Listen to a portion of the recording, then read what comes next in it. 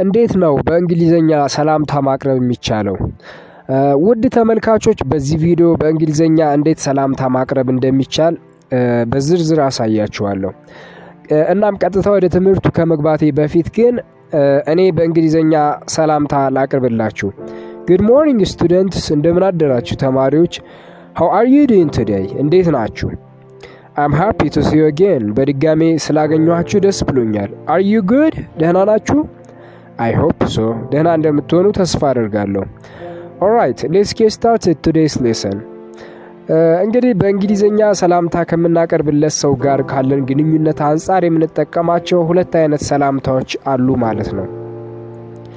እነሱም ፎርማል ግሪቲንግስ መደበኛ ሰላምታና ኢንፎርማል ግሪቲንግስ ኢመደበኛ ሰላምታዎች ይባላሉ ማለት ነው።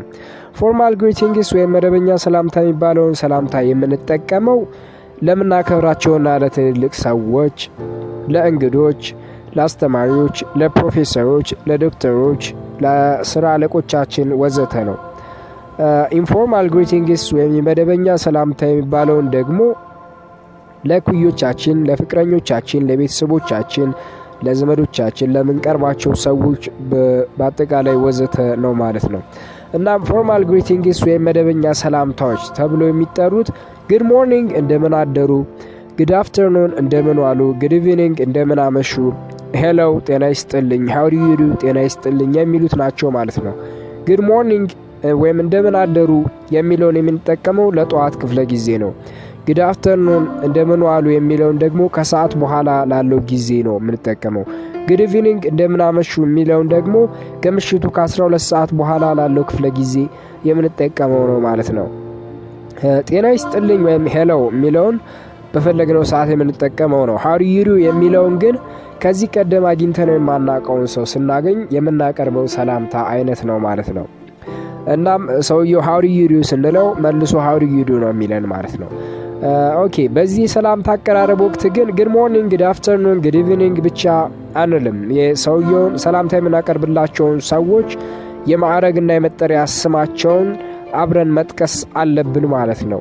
ይህንን የምናደርገው ለምንድን ነው? ለእነሱ ያለንን አክብሮት ለማሳየት ነው። እና ቀጥለን የተወሰኑ ታይትል ኔምስ እንመልከት። በእንግሊዝኛ ታይትል ኔምስ ማለት የማዕረግ ስሞች ማለት ነው። እንግዲህ ሚስተር አቶ እንደማለት ነው። ዶክተር ማለት ዶክተር እንደማለት ነው። ሰር ጋሼ ወይም ጌታው እንደማለት ነው። ማረም ማለት እሜቴ ወይም ወይዘሮ እንደማለት ነው። ሚስ ማለት ወይዘሮ እንደማለት ነው። ሚስ ማለት ደግሞ ወይዘሪት እንደማለት ነው።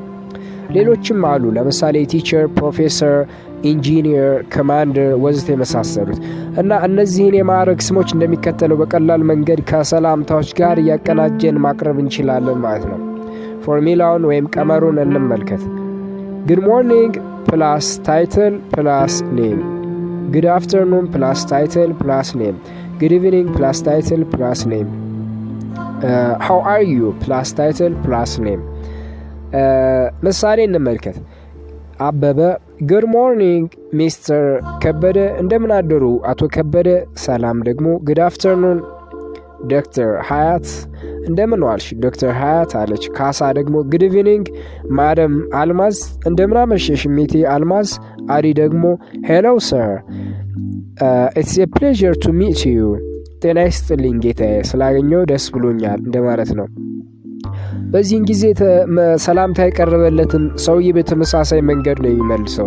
ግን የማዕረግ ስም ላይኖረው ይችላል መጀመሪያ ላይ ሰላምታ ያቀረበው ግለሰብ ማለት ነው። ስለዚህ ስሙን ብቻ ይጠቅሰዋል። ምሳሌ እንመልከት። ጉድ ሞርኒንግ አበበ፣ እንደምን አደርክ አበበ አለ ከበደ። ሀያት ደግሞ ጉድ አፍተርኑን ሚስ ሰላም፣ እንደምን ዋልሽ ወይዘሪት ሰላም አለች። አልማዝ ደግሞ ጉድ ኢቭኒንግ ሰር፣ እንደምን አመሸ ጋሼ። አሕመድ ደግሞ ሄሎ አሊ ኢትስ ኤ ፕሌዠር ቱ ሚት ዩ ቱ፣ አብሮ ይስጥልኝ አሊ እኔም ስላገኘው ደስ ብሎኛል አለ ማለት ነው። እንግዲህ ከላይ ያየነውን ንግግር ከተናገርንም በኋላ በዚያው አያይዘን ሃው አር ዩ እንዴት ነህ፣ ሃው አር ዩ ዱዊንግ እንዴት ነህ ወይም እንዴት ይዙሃል፣ ሃው ሃቭ ዩ ቢን እንዴት ከርመሃል የመሳሰሉ ጥያቄዎችን መጠየቅ እንችላለን ጨምረን ከሰላምታው ጋር ማለት ነው። ወይም ደግሞ የጋለ ሰላምታን የሚገልጹ አገላለጾችን አያይዘን ማቅረብ እንችላለን። ለምሳሌ ናይስ ቱ ሚት ዩ ወይም ናይስ ቱ ሚት ዩ፣ አይ አም ፕሊዝድ I'm pleased to meet you. It's a pleasure to meet you. I'm glad to see you የሚሉትን አያይዘን ማቅረብ እንችላለን ማለት ነው። የሁላቸውም ትርጉም ስላገኘሁሽ ወይም ስላገኘሁህ ወይም ስላገኘኋችሁ በጣም ደስ ብሎኛል የሚል ትርጉም አላቸው ማለት ነው። እስኪ እስካሁን ያየናቸውን ህጎች በምሳሌ አስደግፈን እንመልከት። እዚህ ምሳሌ ውስጥ ደግሞ 3 ካራክተሮች አሉ። የመጀመሪያው ጄምስ ነው፣ ሁለተኛው ፕሮፌሰር አውስቲን እና ሶስተኛዋ ኤማ ነች። ስለዚህ ጄምስ ነው መጀመሪያ ጥያቄውን የሚያቀርበው። ጉድ ሞርኒንግ ፕሮፌሰር አውስቲን ሃው አር ዩ ዱዊንግ? እንደምን አደሩ ፕሮፌሰር አውስቲን እንዴት ነዎት አለ ማለት ነው። ፕሮፌሰር አውስቲን ደግሞ ሲመልሱ ጉድ ሞርኒንግ ጄምስ አም ዱዊንግ ዌል ኤንድ ዩ? እንደምን አደርክ ጄምስ? እኔ ደህና ነኝ፣ አንተስ እንዴት ነህ? I'm great, thank you. This is my friend Emma. She is thinking about applying to this college. She has a few questions. Would you mind telling us about the process, please? ደህና ነኝ አመሰግናለሁ። እቺ ጓደኛዬ ኤማ ናት እና እሷ እዚህ ካሌጅ ለመግባት ታስባለች።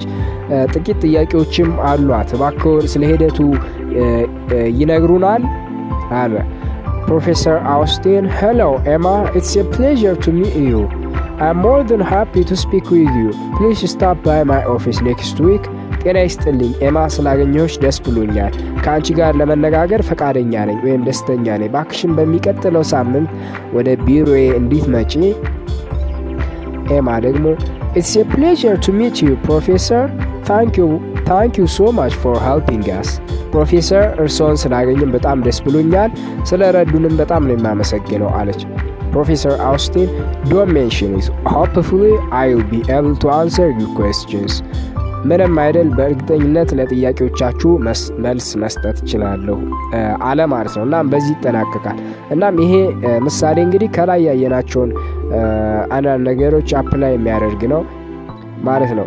አሁን ባየነው ምሳሌ ውስጥ ያሉ አምታች ሐረጎችን ትክክለኛ ትርጉማቸውን እንመልከት። ለምን እኛ ብዙውን ጊዜ ቃል በቃል ስለምንተረጉም ቋንቋውን በአግባቡ አንማረውም ማለት ነው። እናም በዚህ ውስጥ ያሉት አምታች ሐረጎች ብዬ ያወጣኋቸው how are you doing? I'm doing well. Would you mind telling us about the የሚለውና I'm great, stop by, don't mention it የመሳሰሉት ናቸው። እናም how are you doing ማለት እንደምን ነህ ወይም እንዴት ይዞሃል እንደማለት ነው። I'm doing well ማለት ደህና ነኝ ማለት ነው።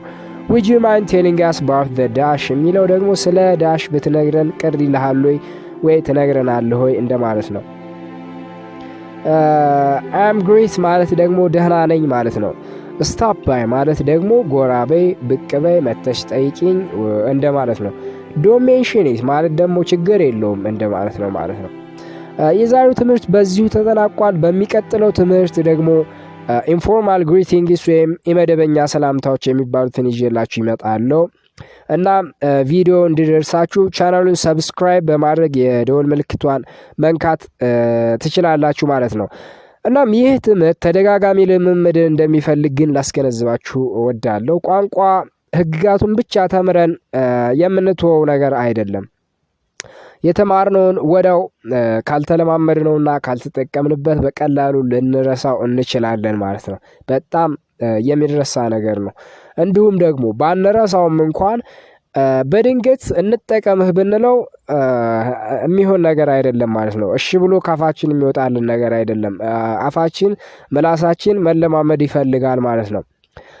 ስለዚህ የሚያለማምዳችሁ ሰው የምትፈልጉም ከሆነ ቴሌግራም ላይ በዚህ ስልክ ቁጥር ልታገኙኝ ትችላላችሁ። እዛ ላይ እድሎች ይፈጠራሉ ማለት ነው። እናም ታንክ ዩ ፎር ዋቺንግ። ጉድ ላክ። ሲ ዩ ሱን።